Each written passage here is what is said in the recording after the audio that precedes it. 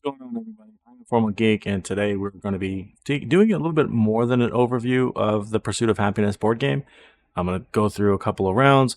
I'm going to show you some comparisons between the base game and some expansions, all in an effort to help you understand what this game is, but then more importantly, is this something you want to play with you and your friends and your families? And then maybe even consider picking it up. So, with that, let me show you the game. And just so you know, you're going to see everything that I've got in this mod with expansion wise. Like, this is beyond the base game. So let me peel back the layers of the onion here, so that you're not, maybe your first impression is, holy smokes, that's just a lot to look at. Let's narrow it back a little bit. So first off, what you need to know is for the base game, this board down here won't exist. You won't have this up here, right? You won't even have these boards. In the base game, without any of the Kickstarter promo packs or anything like that, you're not going to have the friends cards, and you're not going to have the inheritance cards. What else will you not have? Let's just get rid of all this stuff for cleanup. And you won't have the kids cards either. So like, this is what you're going to have for the base game. Actually, what I'm missing here are the life goals, which I have over here. There will be one per player out, like that, for example. Okay, so this is what the base game looks like, and you're going to be taking turns with your hourglass workers to resemble spending time doing certain actions, all in an effort of having the happiest, most fulfilled life that you had by the time that you passed away. So to connect the theme with the mechanisms, the round marker, which, let me just make this pink so it's easier to see. The round marker is you're gonna start off the first round as a teen, and then you'll go into adulthood and eventually entering old age, where you take on a little bit more stress. And if your stress meter ever falls off of the board, you're dead. And we calculate, well, I guess once all players pass away, we'll calculate final score. And the scoring track, which is a victory point tracker on the outside of the board here, instead of calling them victory points, it's referred to as long-term happiness. So the name of the game, Pursuit of Happiness, you're taking time, you're spending time in the pursuit of happiness to see who had the most happy life. And whoever has the most points wins in that point. So what the game does, as a teenager, will offer you some projects to get involved with, or some items and activities to purchase, spend your money on. This is the first player token. You can take projects and spend money. You can even take on a temporary job to get some quick bucks. Or you can spend your time studying, playing, or interacting in order to gain knowledge, creativity, or influence as main resources, in addition to money. Later on in the game, as you go into adulthood, jobs will open up for you.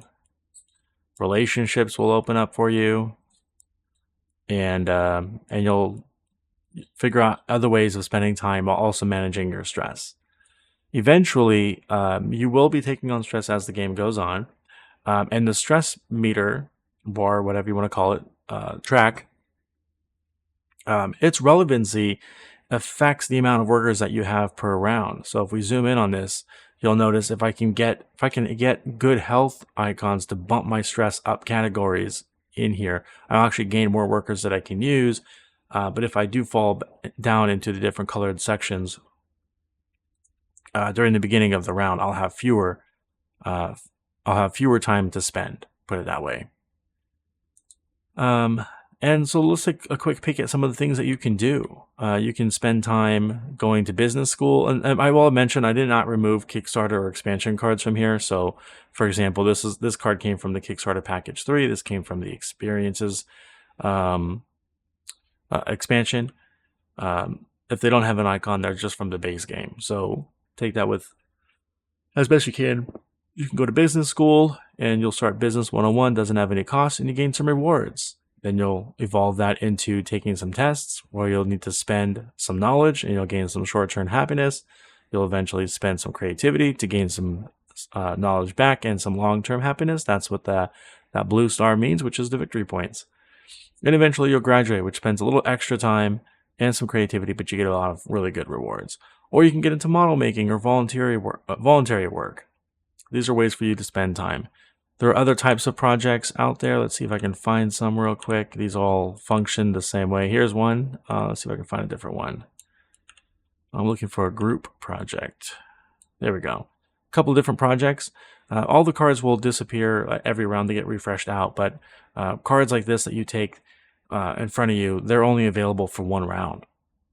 And normally you can only do the first action, and the second, and the third in individual rounds of the game, not turns, but rounds. Here you can take different turns in the same round to see how far you can advance their track, starting with level 1 to level 2, level 3, and get a bunch of points. But you've only got one round to do it. And here we've got group projects where multiple players can come in and do the same group project. So you might come in, spend a bunch of money to get these rewards and play the role of the owner. Later in a different turn in that same round, you can come back and also be a captain or a goalkeeper or a coach. You can never do this action more than twice as an individual player. But other players can come in. If you've got 2, 3, 4 players playing the game with you, they can come in as well, and they can do different things. One player will be the owner. Maybe I'll come back later, be the captain. Different player takes the goalkeeper. Different player takes the coach. Right? So you'll be paying for the resources to get the bonuses, but at the very end of the round, we're going to look to see how many of these spots were filled up, and every player will get all the rewards. So let's use the hypothetical. I came in as the owner and the captain, and the green came in as the goalkeeper. There's a total of 3 out of the 4 spaces used, so green player will get 1 money, 1 long-term happiness, and 3 more money. And then me as the red player will gain 1. I'll gain each of these rewards twice. So a total of 8 money and 2 victory points because I filled out 2 of the spots. So these group projects are very interactive and sought after because they're only available for 1 round, and just like the single round objectives, they all go away. So there's one avenue of how you can spend your time. Another one here is by spending your money. In addition to spending your money, using different resources, primarily money, you can do things like pay for a service, or pay for an item, or pay for an activity. I've got, and by the way, like I mentioned, these are from the expansion. So in the base game, you're only going to have items and activities, but through expansions and those Kickstarter packs that you can still get online, you're going to get things like services or even pets. Oh man, that would have been cool if that was the pet. Oh, group projects, I forgot about those. That group projects also came from one of the expansions. It's not in there by default. Come on, let's see if I can get a pet. Let's do this the faster way. Boom. There we go. It was the next card, of course. So you can spend money on pets, which will eventually pass away, and you're going to suffer some short-term unhappiness, but to gain some long-term happiness by enjoying this exotic pet. Just like there are not crowdfunding, but just like there are group projects, one of the expansions includes group items, all function the same way, except you're spending money for other resources. Other things that you can do on your turns would be not in the first round because you're a teenager, but as you become an adult, you can take on jobs.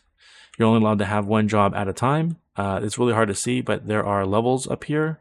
This is a level 1 card. This is just an expansion card for a job. But you can, for example, you can take on being an Air Force lieutenant or an Army lieutenant. This is again a promo card, but all the costs and rewards are exactly the same on both sides, except for these happen to be promo cards that have what do they call those? I can't remember the term, but there's a different term. Temporary, not a temporary job, but like a short-term job. Anyways,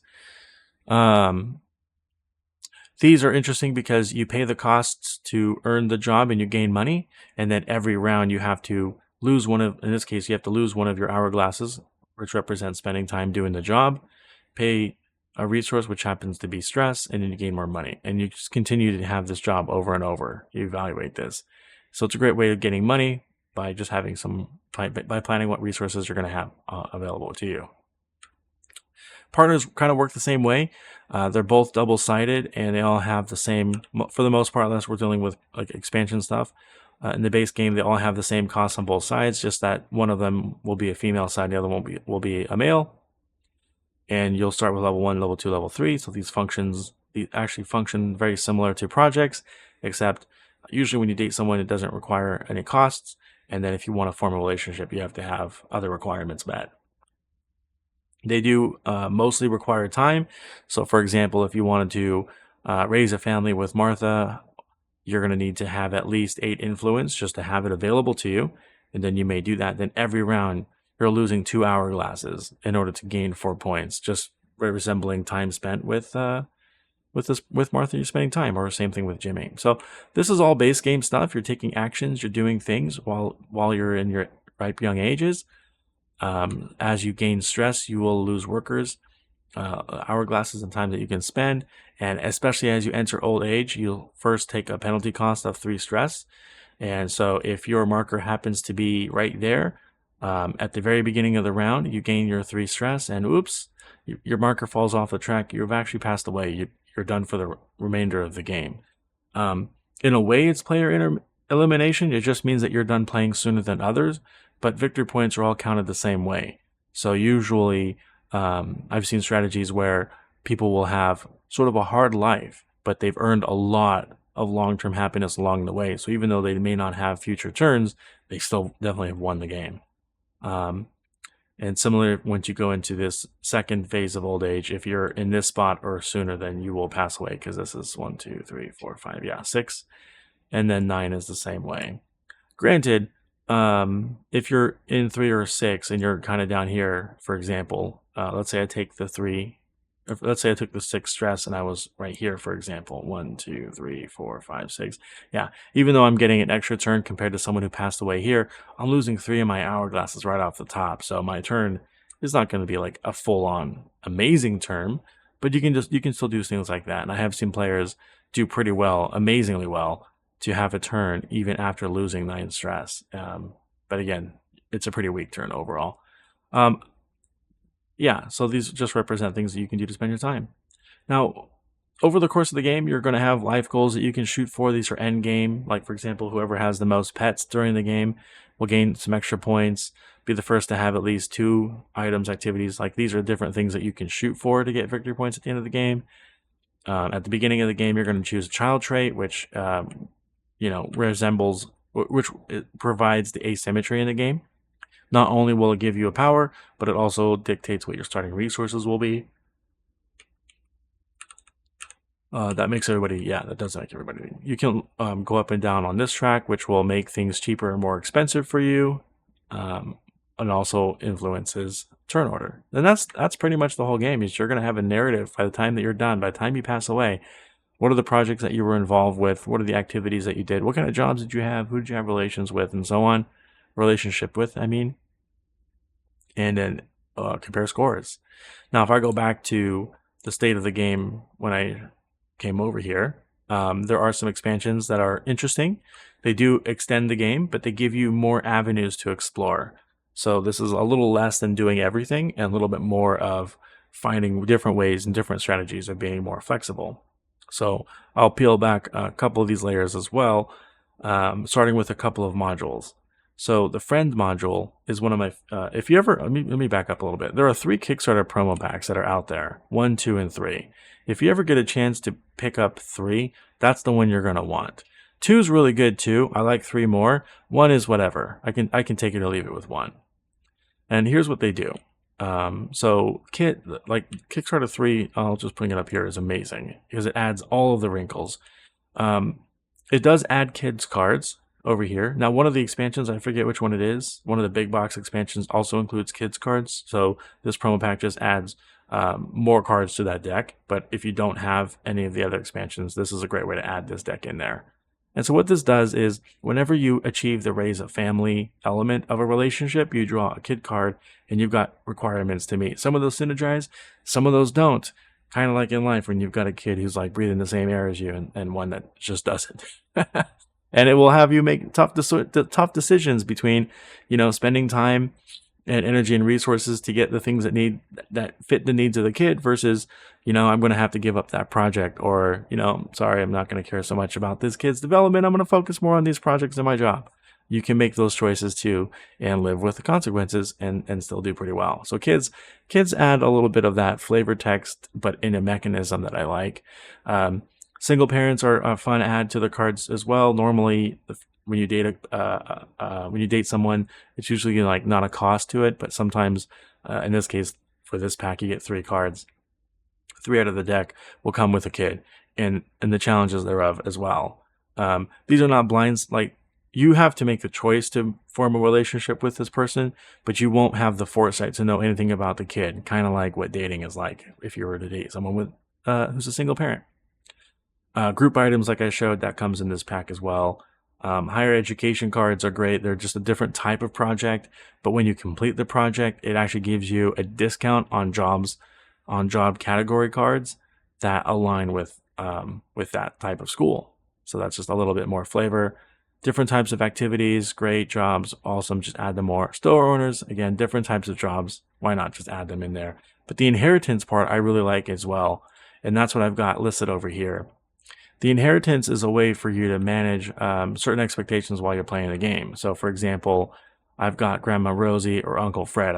I'm gonna usually I think the game says you just are drawn one, but I like giving players a choice. I usually just give 2 and they pick one to keep. What you're trying to do is achieve some type of state of the game prior to this person passing. So before Grandma Rosie passes, you want to have a kid. So, and the way this works is you always start in the first slot over here, and there's a die roll. This is the only part of it where there's a die roll in the game. I've lost the dice. Oh, here it is.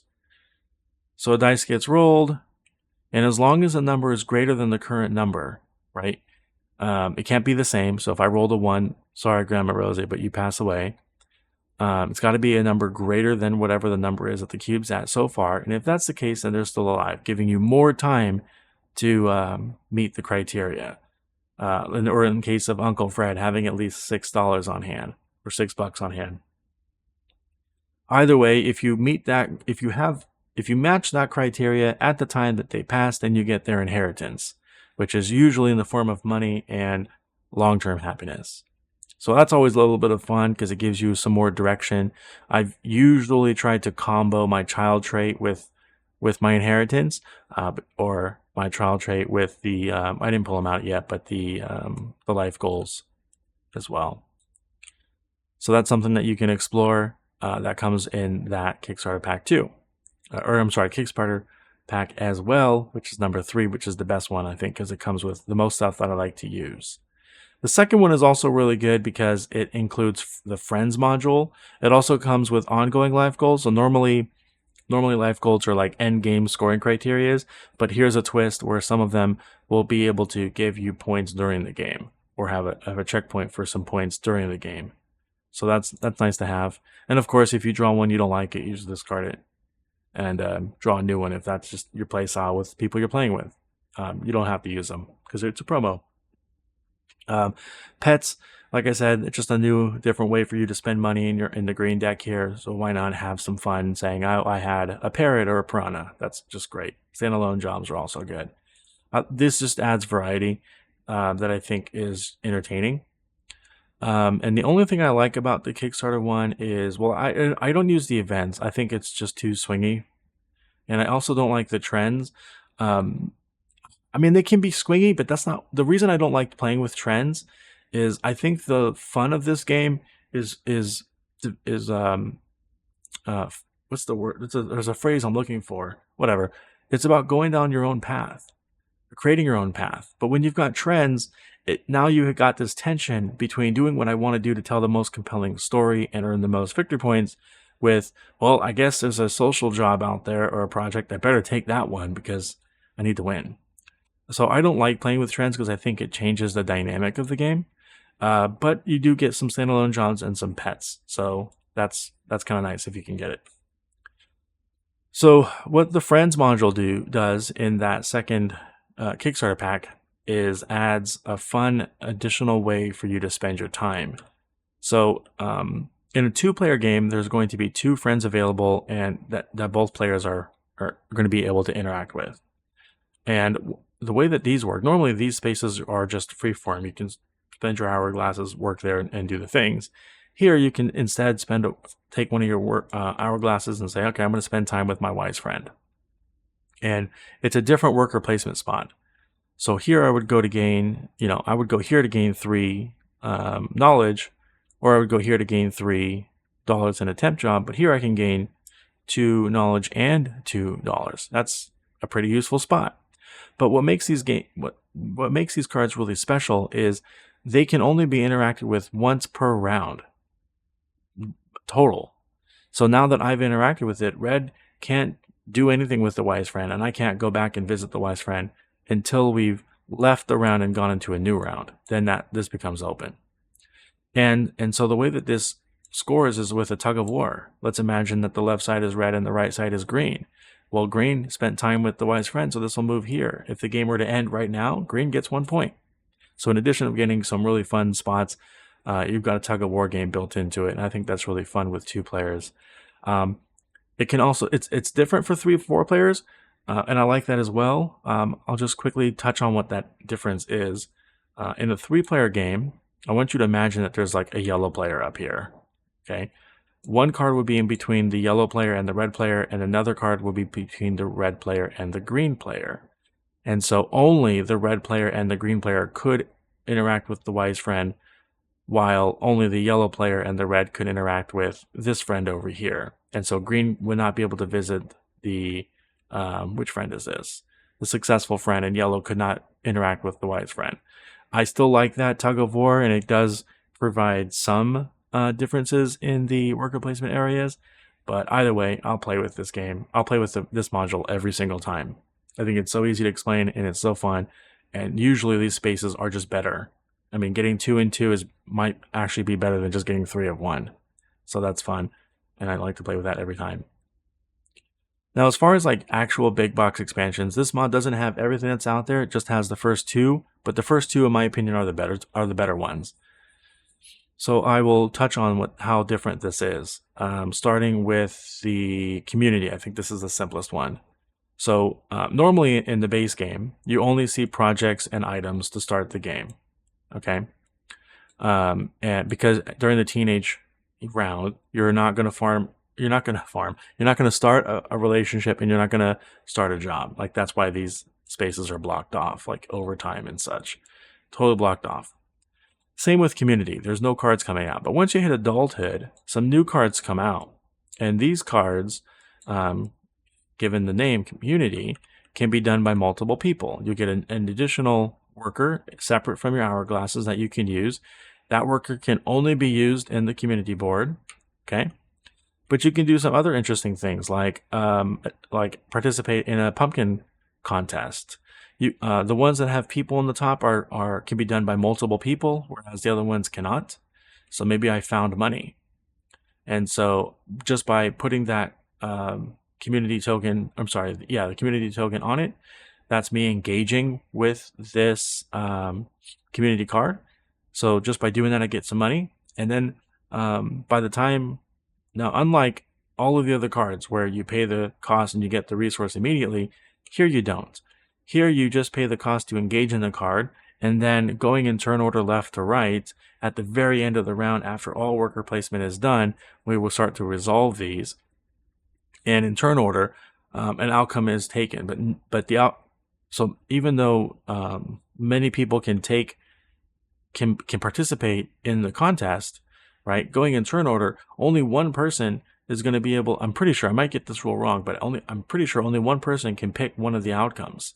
Yeah. So here, out of all the players who participated, whoever has the most influence gets outcome 3, right? Or whoever has the most creativity could get outcome 2, and so on. So I guess if a first player could meet all 3 criteria, it's their choice which one, and then you break it down, so on. So some of these rewards are really good, and you'll notice there's a new icon down here with this like smiley face and the red icon, and that's your popularity track. So all this does is you increase on the track, which doesn't seem like a lot, except at the very end of the game. However, wherever you are on this track is how much points you get added to your score. So if you're super popular, you can get 5 points out of it. Most people I've seen play around the 3. Sometimes you get some 4s in there as well, but for the most part, it's going to be in the 3s.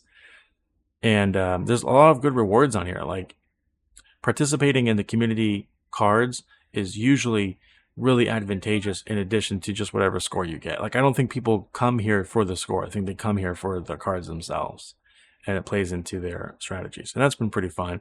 Again, pretty easy to explain, especially since you have a dedicated worker for it. Generally, the timing of it is where you will always participate with this board in some way. You can also come back and visit with hourglasses too. That doesn't stop you, but you can never use, and that's another reason to bump up this track, is you can never use more hourglasses than wherever your marker is. So to start with, you can only ever use your community token. But once you're in here, for example, you can use your community token and 1 hourglass. And so you'll eventually, as the game goes on, if you're in the 3s, you may be working on 3 of these cards rather than just 1, and that can be really fun and really good. So yeah, I like this a lot. I have taught this with new players, and that's been fine. It just kind of depends on who your gamers are. I don't think every new gamer is going to grok this really well, but depending, if you've got like a gamer who's playing, this is probably like an easy thing to teach. If I was playing with like my wife, I would not introduce this to start with because there's just too many choices going on. But that's what this does, and it's easy to incorporate, especially after you've played 1 game under your belt. And I think it adds to that same fun and story of the game. And then the last expansion here is the experiences one. It's got 2 pieces to it. So the first one introduces a little bit of a forecasting ability. So normally this would be the setup for the game, even with the community expansion. But with Dream put into the play now, these cards will come out like this at the beginning of the game. However, you will still not have access to getting a job and starting a relationship. The reason these are out is because if you take a dream, which you can start with using your cloud token, if you take a dream action, then you can take any one of these types of cards. Let's zoom in here, right? So experiences, relationships, jobs, items, and projects. You can take any one of these cards that you want and reserve it for yourself. It's like calling dibs. I can see that you might take that card just to block me, or I really want that card and I don't want anyone messing me up by taking it for me. You can do that with this expansion. And one of the things that you can do with the job and partners is you can just hold on to them for a second. So you can imagine yourself dreaming for the right guy, Mr. Martin over here, or man, I really wish I'm dreaming about being an army lieutenant. So you would take your marker, put it there, grab a card, and you've got 3 spots that you can put it in. You can put it here, and you would gain your influence, or here, or here, and whatever one you cover is the one resource that you get. And then in a future round, I think it's at the time that you get it. I have to double check that, but I think at the time that you gain the card, you put this desire tokens on it.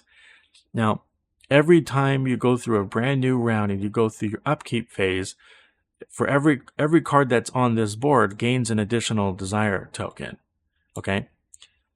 What this does is at the time during a future round where you're like, okay, I'm ready to take this job now, you'll do everything like normal. You'll pay the cost, get their benefits, all that stuff. And for every one of the heart tokens that were these desire tokens that were on the card when you did that, you're going to gain those in long-term happiness because you have you've fulfilled a dream. And so you're going to get some extra points out of it. Now, the timing of that is important because if you were to pass away and you just were not able to quite get this underway, then there's a push your luck element to it because maybe not push your luck, but whatever. You're going to lose points for every one of these hearts that are still on the card that you weren't able to do it. So you just failed in succeeding in dreams. So I like that. I like the ability to call dibs, get a quick resource, and then strategize. All right, I'm going to try to get this done. I'm going to start this in about 2 or 3 turns from now. I'll build a strategy on that so I can milk out a couple of extra victory points on that. That in itself is really fun. I like that, right? I'm not 100% sure if you can play it with just that one rule. If so, I would bring this board out and have this for brand new players playing with no other expansions than this dream mechanic. I really like that a lot. I think a lot of people would enjoy that too. However, it does come with the experience track. So starting with once you're an adult uh, and going forward, this board will fill up with cards, and this action space will become available, and you will do certain things like have an experience at the Coliseum. So you're gonna do what's called planning. So as long as you meet the criteria, right? None of these are never really gonna cost you anything. It's mostly just making sure you have the stuff. At the moment in time that I put my marker here, I had at least 7 money, so I can do that. And and then eventually we'll resolve these cards. And so the way that works is you're going to have to meet the criteria for the first one. I'm going to Bora Bora. I'm going to buy some sunglasses. I'm planning on going. I get this reward just by doing that. I've traveled to the French Polynesia. I've had the experience there. I've paid 3 gold or 3 money to do that. And then I get this reward. After that, I could extend my visit by paying this additional cost and getting even more rewards. So yeah, it's another way to utilize a lot of the same resources that you get. It's pretty common to get an overabundance of, in this case, knowledge or influence. And this is another way of spending those extra resources and getting some really big points out of it. Again, this is not a hard thing to grasp, but I think for a first timer, it's too much. So I don't usually recommend playing with it right away. But I have definitely introduced this board only for the dream ability. I think that's such a cool, easy thing for anyone to pick up. So this is the way that I like to play, by the way. Once I've got a game under my belt with some players, this I think is such a better experience, not from a mechanical gameplay perspective. I don't think that necessarily it's more complicated because you've got the same workers, you've got the same types of things that you're going for, the same objectives and so on. But I think by having more ways of spending your time, it does make the game a little bit longer. It can make it more AP prone because there's just too much choices out there for some folks. But by the time the game ends, I think everyone at the table usually has such a real fun time playing back the narrative of their game. Oh, I was I spent the first half of my life dreaming about being an army lieutenant, but meanwhile I finished. I went skiing. I did some voluntary work. I was a model maker. I didn't do a very great job at model making. I kind of just was good enough to wooden kits. I never really got into metal kits. But man, I love skiing. We used to do it every holiday. And then eventually I went to go visit Santorini. And then at some point in my life, I did actually fulfill my dreams, and I did become an army lieutenant. And then after that, I turned into a Navy commander. Kind of silly, but you can do stuff like that.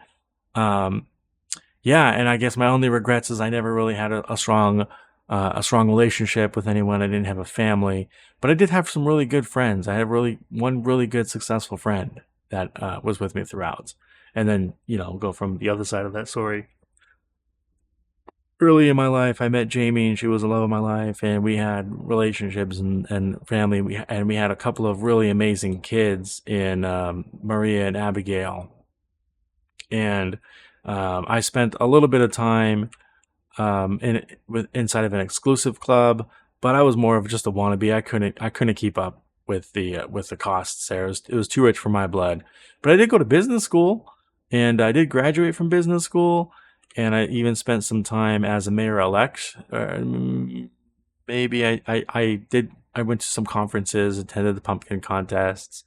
In fact, I even won People's Choice Award at that event. And I think people, kind of enjoy telling that narrative, especially when the resolution of the game is within like 5 or 10 points. I think there's a lot of fun to be had here. Anyways, I've been blabbering for a good half an hour, but hopefully you get a great picture as to why I like this game so much, but most importantly, if you can decide for yourself that I think the base game would be fun enough to try, or Man, I like the big picture. I need to go check out what some of these expansions are. Hopefully, any of one of those outcomes um, has it been achieved by you, and that you go and check out this game because it's amazing and I love it. And like I said, the mod, if you have Tabletop Simulator and you want to play around with it, I'll put a link to this mod in the description. Just know that there is no mod as of today that has any of the more newer expansions. That's just not available to you right now. But yeah, if you got Tabletop Sim, try it out. It's a lot of fun. And with that, I will take us back to the root of where we started and say thanks for watching. And I hope I was very helpful for you. And catch you next time. Bye.